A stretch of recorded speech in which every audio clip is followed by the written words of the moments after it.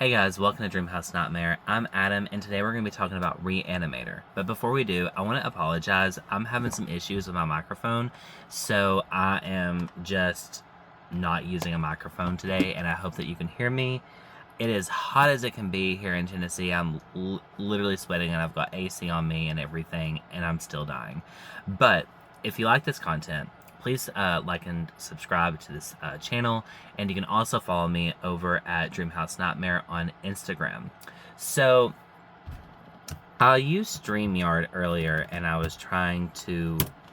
I've got one set up, and I've been trying to get it working, and I've got my studio set up, but I just don't know how to make it fully function yet. I'm trying to get there, so bear with me. I do have a backdrop coming, and I will be moving this into another room, and with the backdrop I've got some colored lights that we're going to be using, and then also I've got StreamYard where I'm going to be also screen sharing and talking about horror related news and doll related news from like Mattel or Funko news, toy news, things like that. And then I'm also still going to be doing like reviews of like cinema after dark and also film reviews. So there's a lot of different things that we're going to be doing here. We're going to be like really amping this channel up, and I'm in collaboration with the horror realm with Travis Bruce's channel. And I also do a show over there called The Horror Talk, and I'm a co-host on that show.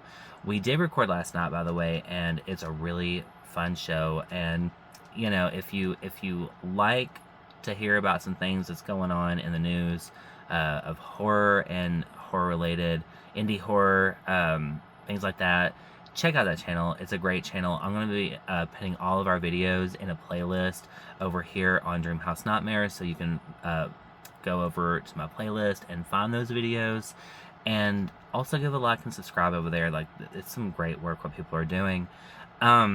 But I saw a Bloody Disgusting post, I think it was on Facebook, a couple of days ago, and I've wanted to talk about this. It is that people are saying that they're doing a remake of Reanimator. Now, I am going to bring up the article, and since I'm not on StreamYard, I can't screen share it, so I'm just going to read it, and let me pull it up real quick.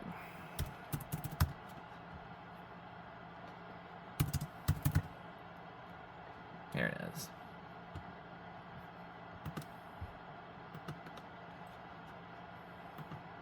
So,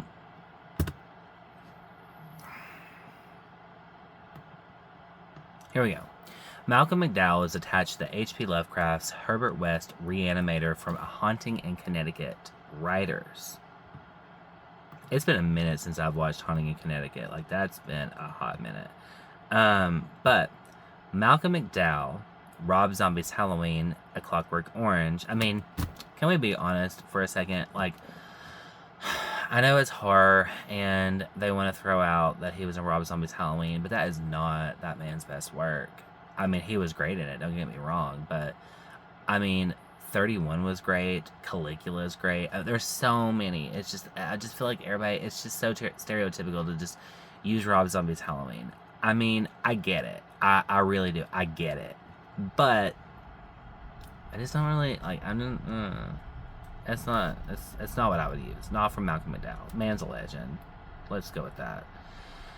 But I do respect the fact that they use A Clockwork Orange. And I like to really read an article and read what it says, okay? It's attached to appear in a new take on H.P. Lovecraft's Herbert West Reanimator, The Telegraph has learned. So this is a new take. Now, I've been seeing a lot of people say that they're remaking Reanimator. There's a difference between a new adaptation and a remake, especially when you're going off of a book. Like, Wuthering Heights just got its new, a new film with Margot Robbie, right, and like Jacob Elordi, but it's not a remake of a film, it's an adaptation of a book. So, and they did their own little spin on it, which, I mean, he was nice to look at in that movie, but I didn't get it. And I love Margot Robbie. I love the set design. I didn't like the story. But here we go. Adam Simon, The Haunting in Connecticut and Salem, and Tim Metcalf, The Haunting in Connecticut and California. And by the way, before we go even further, like, think about the tone of those films, like The Haunting in Connecticut and California. I remember when I watched California, and that movie was just, I was too young to be watching that, and I watched it when it came out, and I was born in '90, so I was too young. I was too young to be watching that. Poor Juliette Lewis. But anyway, so it says they penned the script, and it's set in Alton, Illinois, where filming will take place. So they're only filming in Alton, Illinois. Makeup artist Jeff Lewis from Star Trek Voyager and Star Trek Enterprise and cousin Roger Lewis are heading the production via their newly established Woodlake Entertainment. So it's a new company. I mean, but these people have, like, you know, they have a background, obviously. Like, I just want to look up something real quick on IMDb. There we go. My computer was going slow early when I was trying to use StreamYard. So hopefully it's going to be a little bit quicker. Yeah, it is. Okay, here we go. I like to, like, look at, like, different filmographies to, like, get, like, some kind of sense that, you know, like usually, like for me, for example, like, I have a tone that I like to set in films that I make, right? Like, I like to have, like, this same kind of design, but I amp it up and change it in its way. It's kind of like Tim Burton. When you watch a Tim Burton film, you know it's Tim Burton, but he has his own style, right? They have their own style. So I want to look and see what this guy's done recently. Good Lord, I somehow, like, made everything way too big on here. But okay, so really?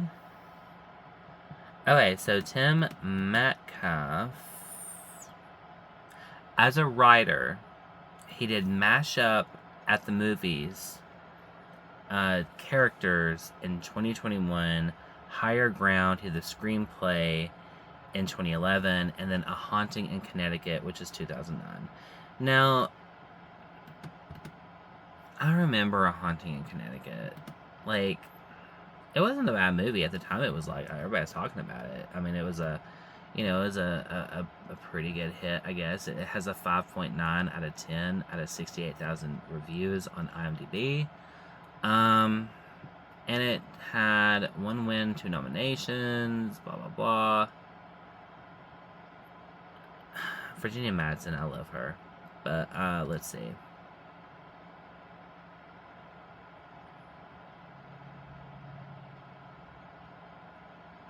Yeah, I remember the movie. It wasn't my cup of tea, which is fine. I'm not really big on paranormal films often. I'm not saying I'm not a fan of paranormal films. I like paranormal films. But so often do they not get done right. Or it's, like, overly done. Or it's very underdone. I like a good paranormal film. And one of the movies that, like, that sticks out to me, even from, like, as a kid, is the Changeling. That was a great movie. It was amazing and beautifully shot. And that, to me, is a really good supernatural type of ghost film. I like things like that. The Changeling. So when it gets to, like, this, like, over the top stuff, you know, and I go overboard too when I make a movie. Like, I just did, like, I would call it a creature feature. I go over the top with my set design, but I'm highly inspired by Anna Biller, who did The Love Witch, and honestly, like, there's a reason that I'm like that. But going back over here, so I see that he hasn't done a lot in the past few years, and I think maybe this might be a return to, like try to get back into it. Is what I'm taking it. So I think maybe he'll try to make a point, try to prove that they got what it takes, and that's a good thing. That's a good thing. But it says, we are keeping everything based in Alton, Jeff said. We are using actual name, and a lot of businesses have been mentioned in the script so far.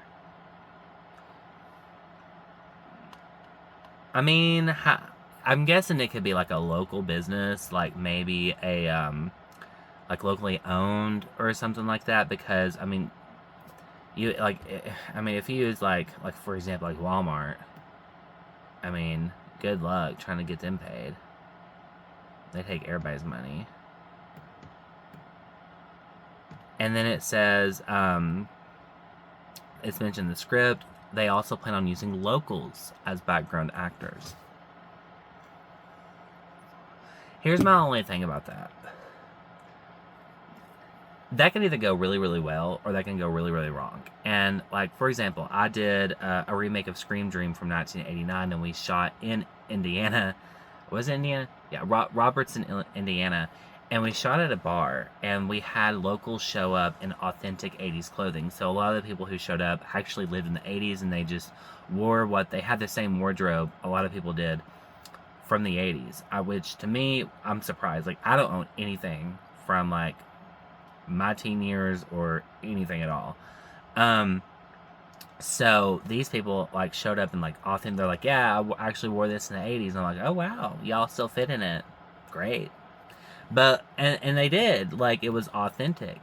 But my thing is like, let's say you have a whole bunch of people show up, right? And even are you gonna supply their wardrobe? Are they gonna show up and wear what they're wearing? And my question to that is like, you have copyright images on a lot of stuff that people show up and they're wearing, and you can sit there and tell people all day, hey, have no logos on your shirt or blah blah blah, and they're still going to show up in the logos and things like that. And then at that point, if you can fix it in post-production and remove the logo, then great. But if not, then they're probably going to get sound. But that's just me talking. That's my opinion. Who the fuck cares about my opinion, right? But anyway. Famously adapted by Stuart Gordon in 1985's Re-Animator, Lovecraft's 1922 horror story follows brilliant but mercurial physician Herbert West, whose rabid obsession in pursuit of life extension succeeds to a horrifying effect. Herbert West, Re-Animator, is slated to begin production in June. Stay tuned for more. And then we get a picture of the poster. Now, here's my thing. The poster actually looks interesting. It looks dark. It looks dark. It looks evil, and it's giving me vibes. I like it. I like the poster. I really do. It's not like the 1985 version, but again, this is not a remake. This is an adaptation. So keep in mind that. And for those of you who are going to argue and say this is a remake, no. When you have a book that you're going off of, like Wuthering Heights has been made how many times? It's not a remake over and over and over again. It's an adaptation of the book. It's someone's perspective of how they perceive that book as well. But also, like, for example, a good one is like, which I want to use one that's not like that wasn't a book before. I Spit on Your Grave. The 1978 version was not a book prior, so the 2010 version, when it came out, it was a remake of that film because it was originally a film. So again, this is an adaptation of a book. So let's be clear, this new H.P. Lovecraft Herbert West Re-Animator is not a remake. It is a new adaptation. So I think what I keep hearing. Let me put this in. I want to see how many articles use this. Re-Animator.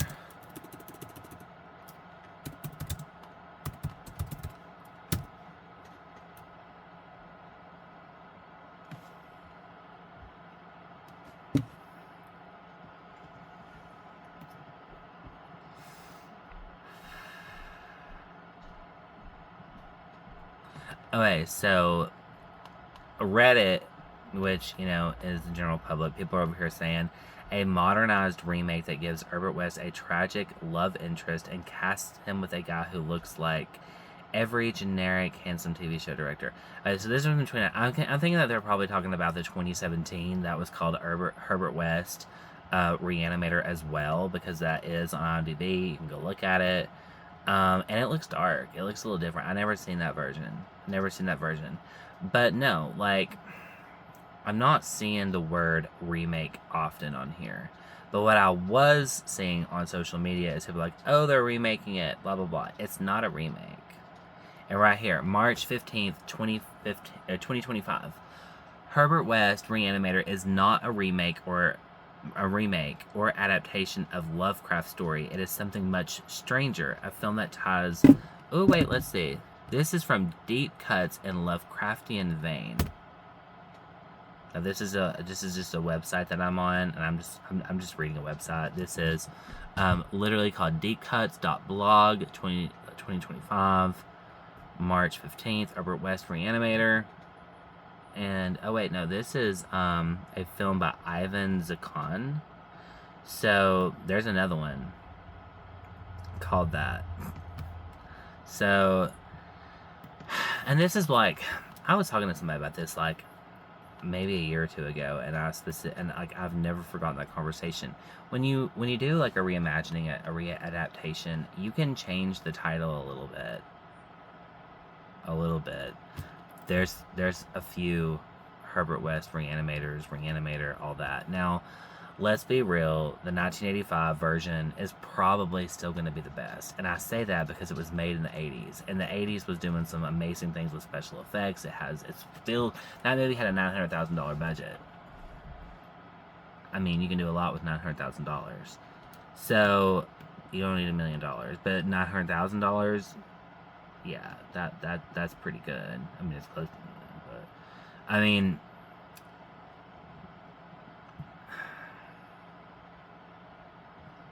There's not much on here. Right here, deadline. They said it. Herbert West Reanimator movie remake in the works. April 23rd, 2025. And see, this is my problem with getting it wrong.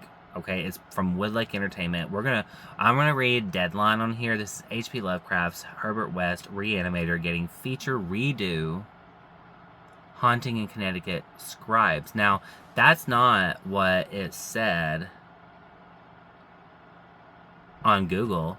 It's like when I go out of it, that's a big difference. It said remake, and now it's calling it a redo. Herbert West Reanimator movie remake in the works.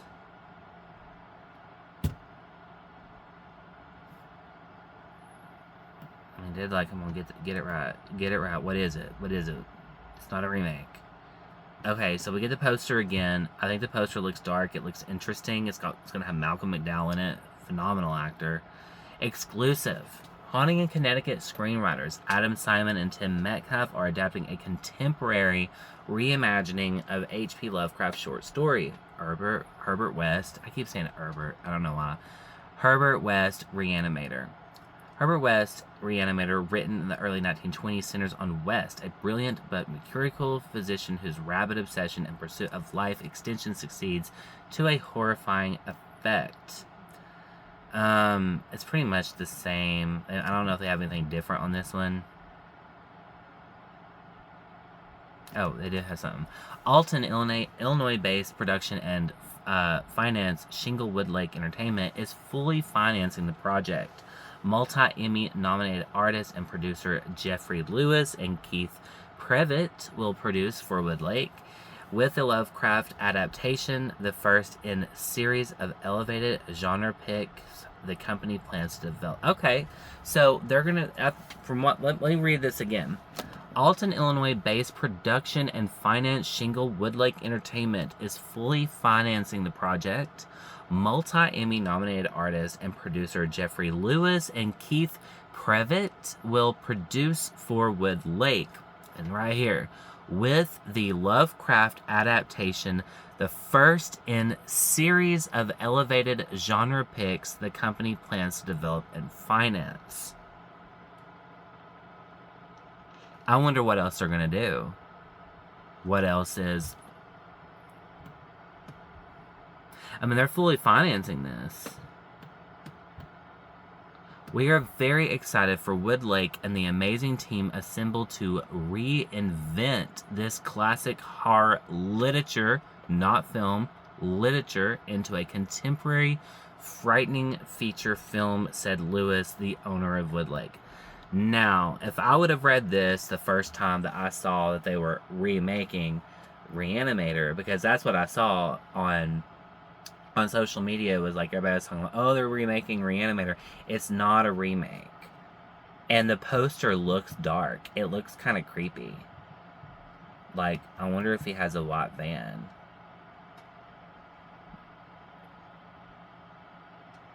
I'm excited now. Like, I'm glad I went to this. I mean, I'm a little petty about y'all calling it a remake on the Google search engine, but it's probably because somebody pointed out that it wasn't a remake, that it was just an adaptation, and they probably fixed it. And they just didn't change it on Google, but they actually changed it on the article. So I'm good with that. We are very excited about the amazing team assembled to reinvent. Yes, I read that. Okay. Going down a little bit more. Woodlake principals John Simmons and Roger Lewis will executive produce with Andrew Trapani? Winchester. Okay, I can get behind that. I did like that movie.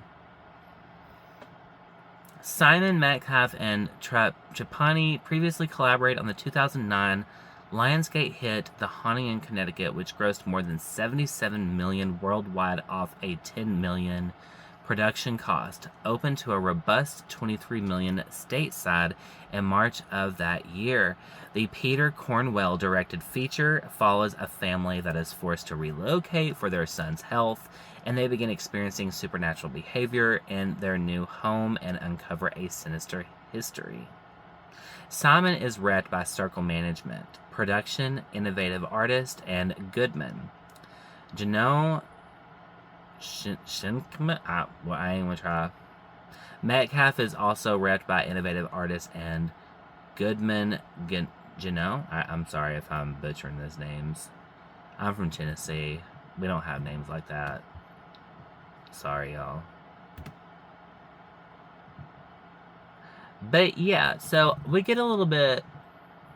I like the way that this is written a little bit more, this article about this, because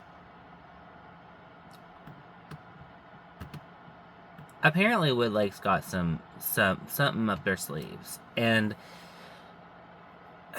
the poster art for this film looks pretty dark, and it looks interesting. I'm anxious to see what they do.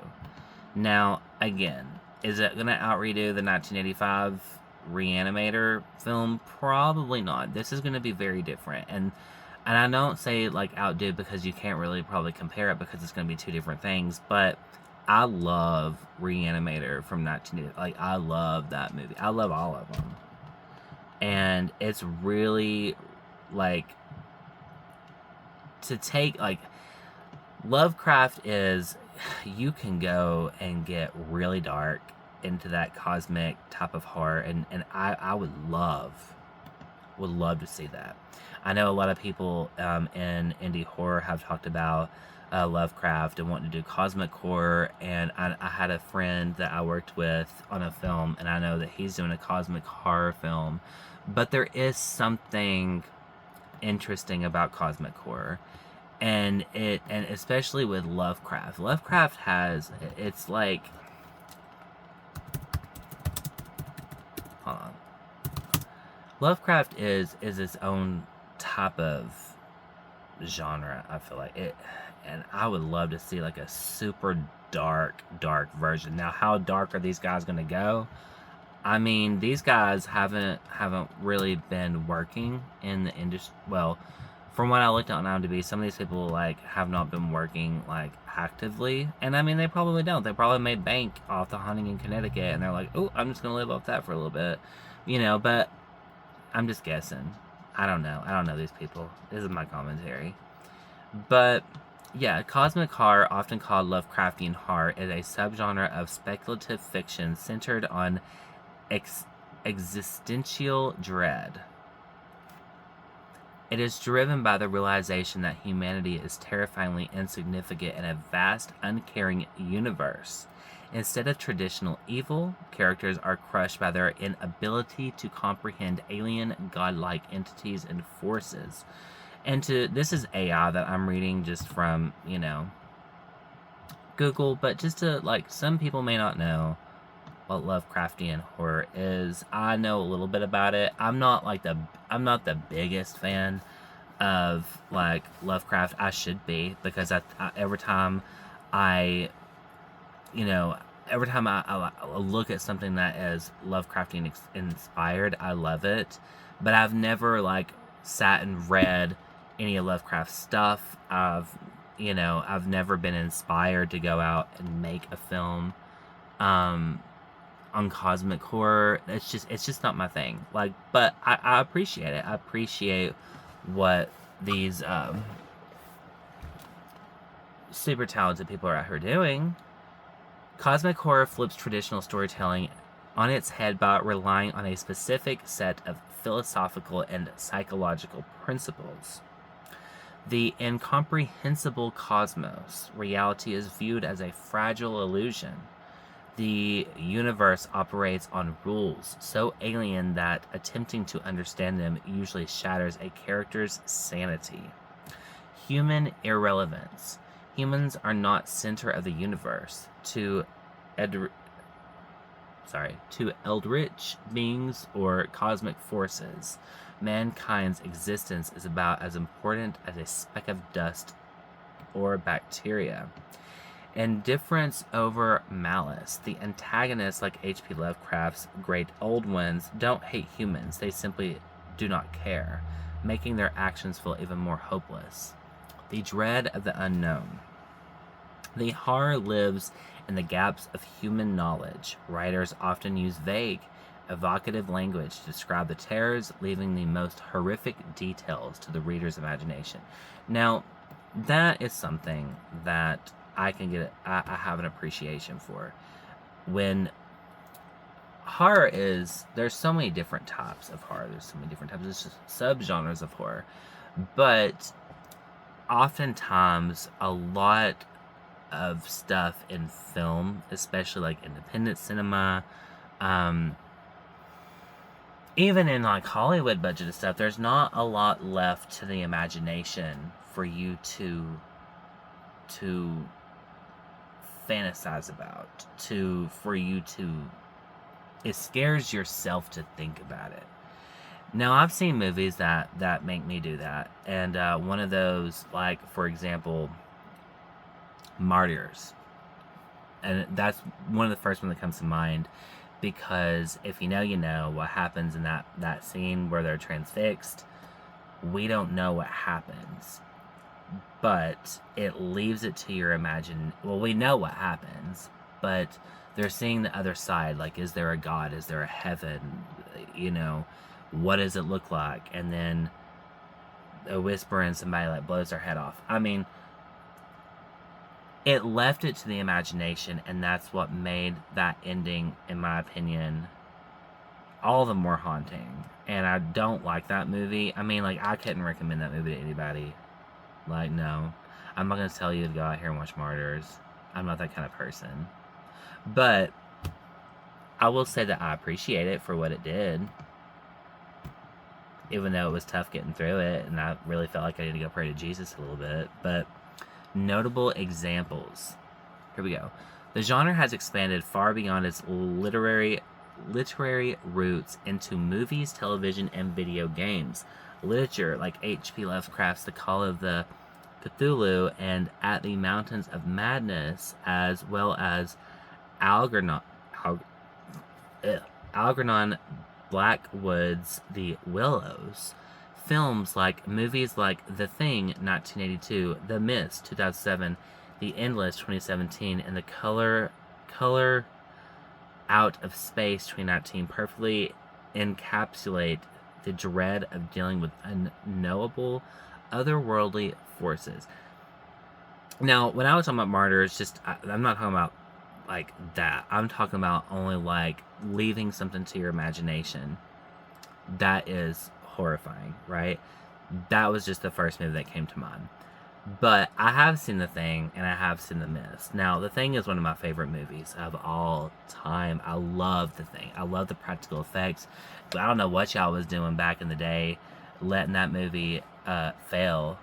It's a cult classic now, but that movie was incredible.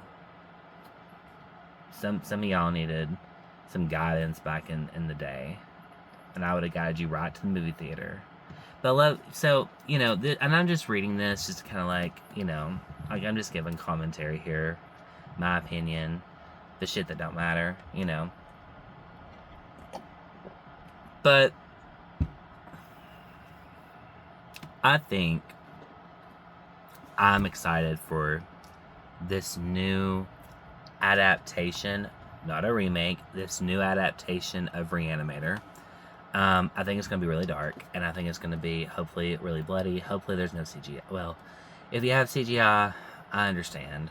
But hopefully it'll have a lot of practical effects in it. I say that not because it is a remake of Reanimator, but because we have a Reanimator film that was pure special effects. And if you want to stand out and really go dark, I could see them going dark with this. If they did all practical effects, I could see that being huge. And I'm really excited for it. I really want to see this now. So, also, there's a comprehensive list of cosmic horror on IMDb.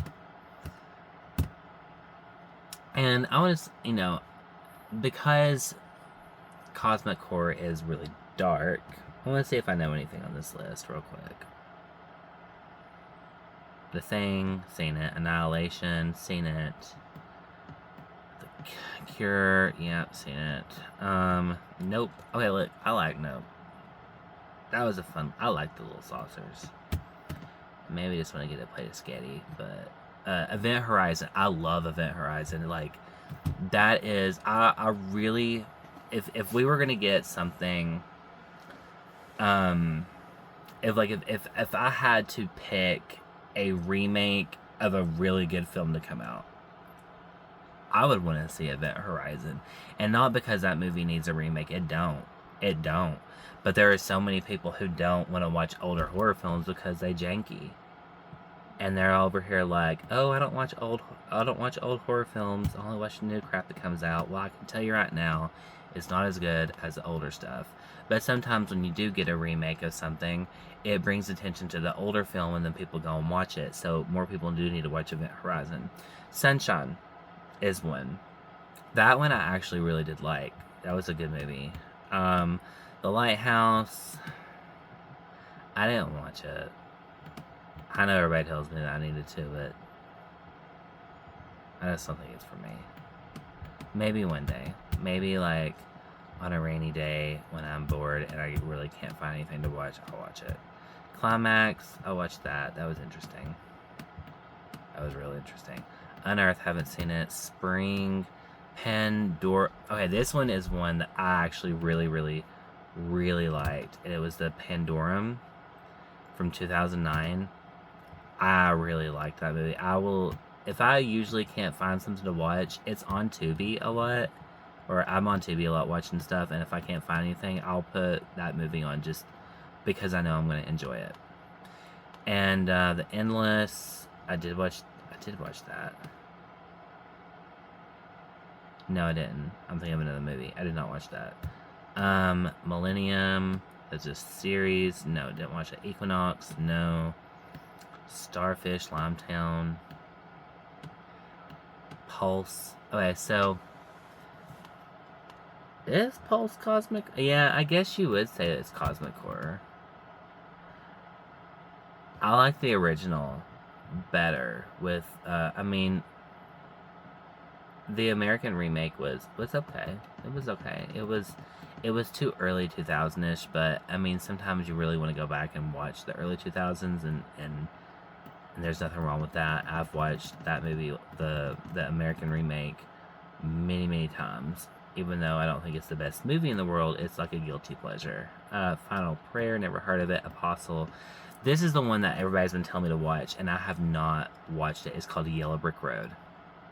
I literally had somebody tell me about like a week ago, watch that movie, and I think even Steve told me to watch it as well. And then somebody else brought it up, and I was like, oh, I need to watch that, and I forgot all about it. I'm just trying to see. Ever After, that's the one that I thought the Endless was, but no. It's Ever Endzeit After. So Ever After, I guess Endzeit means that the way they have it on the poster, if you look it up, it looks like it's Ever Endzeit After. But I guess they just split the title up with the foreign title, which is okay, whatever. But it has a TIFF award, and it's from 2018. I did like this one, and it was fun. And it says it's been about 2 years since the zombie virus epidemic infected all but 2 German cities. Vivi and Ava flee the struggling community in Weimar for the one other safe haven, Jenna. Now, what I liked about that was that they had plants growing out of the zombies, which was interesting. I liked it. I would have watered the plants. The Void, that's a good one. And it's actually kind of creepy. Recommend that one. So, and that's all I'm doing right now is I'm just going through a list of cosmic horror since we're at the end of this video. See if there's anything else on here to recommend that I've seen. Okay, yeah, here's one. If I'm saying it right, Uzumaki from 2000. Great movie. I recently watched that. I want to say about in the past like year and a half, and I went down a rabbit hole with some Asian horror, and I love it. They know how to make some damn good movies. Hell House LLC, yeah, great movie, great series by the way, or excuse me, franchise. I don't know how I felt about the last Hell House. I have my thoughts on that, but they changed it up a little bit. It's okay. We still have the other 3 films, y'all. Strange Harvest. I don't think I've watched that. Color Out of Space. I didn't watch that.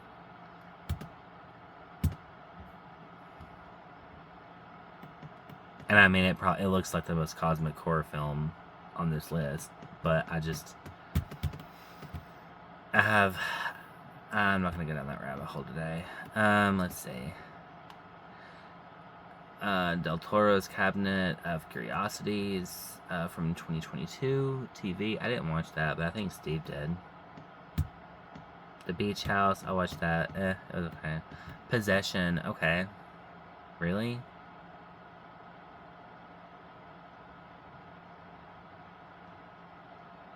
I don't think I would consider that cosmic horror.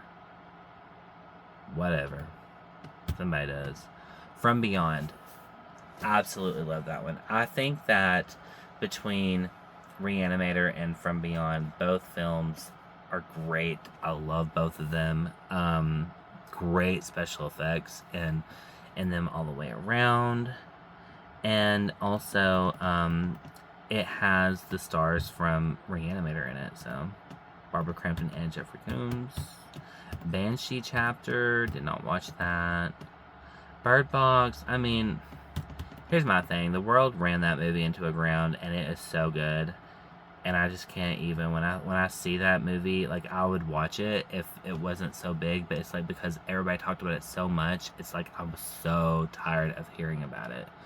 But it was a great movie. Great movie. Y'all slayed. Y'all slayed at that.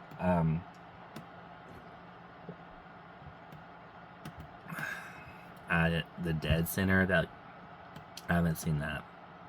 From 2018. It looks interesting. Glorious. That is the one about the glory hole, I believe.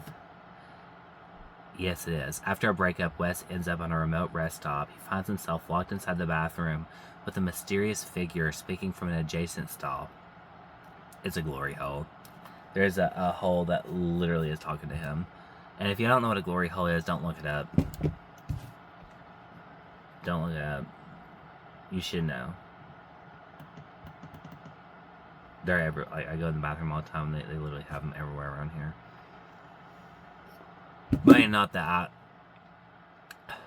Correction. There are holes in the stall everywhere. I don't do that. Soon Wes realizes he's involved in a situation more terrible than he could imagine.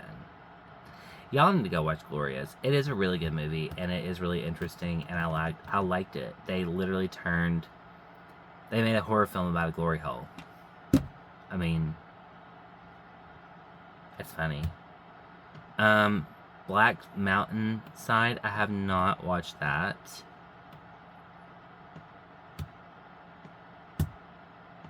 Some of these look boring. The Long Night. So, here's my thing. I remember watching that, and I remember there was a movie. I want to look it up real quick and see if I can remember what it is.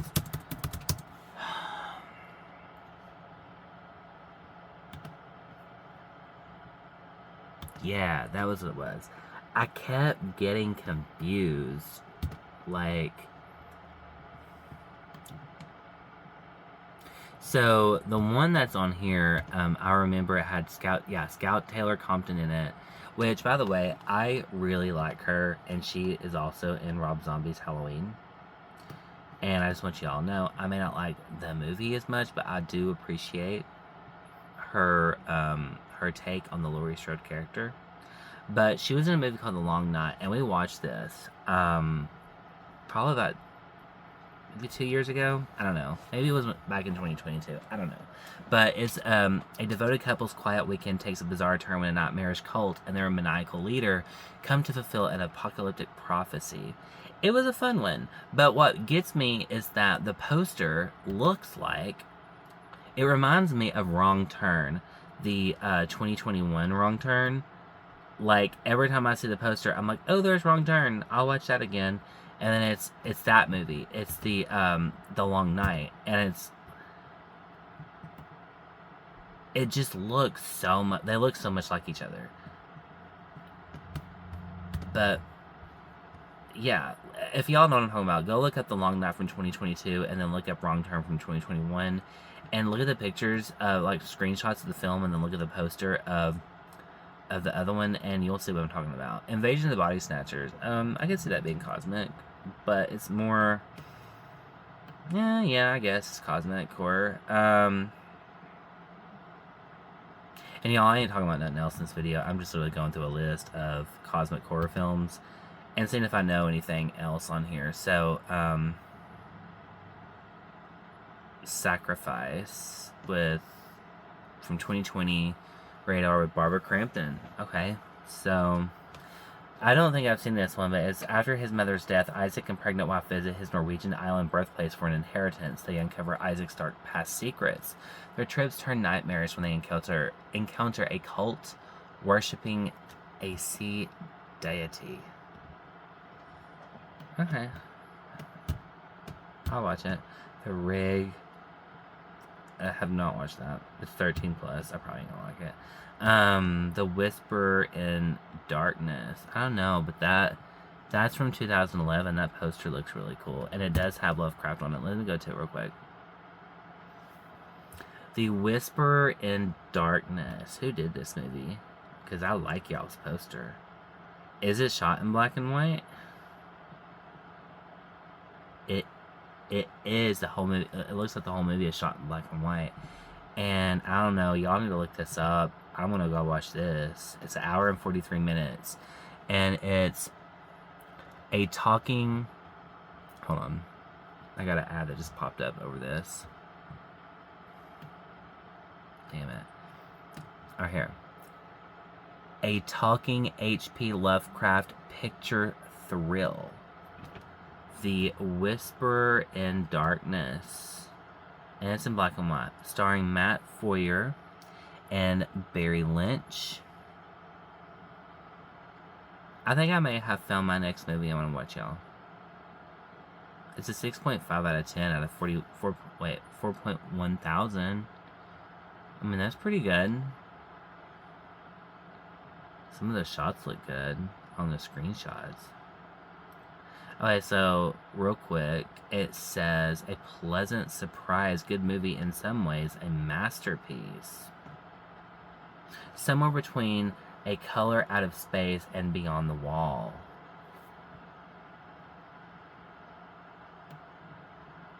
Yeah, I want to see that. I'm gonna take note of that. The Whisper in Darkness. So I'm going to end this video right here. If you liked my commentary, you know, I'm just online reading some articles, and I'm just kind of looking through some shit, and being my goofy self for today, because I'm usually never goofy on here. And today, y'all, I'm just tired.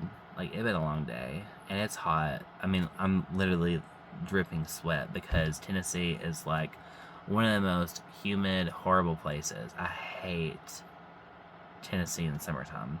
Springtime is bad because we live right beside the national park, and everything's blooming, and you gonna have to live on some Allegra and some NyQuil and DayQuil for a few months, and then you can get into summertime, and it's just hot. It's just hot, and it's humid. So humid that as soon as you walk out, you're just sweating. It's disgusting. So I apologize for my appearance, y'all. We all can't look pretty all the time, but we, you know, I try a little bit sometimes. I wear my sweatpants to Walmart too.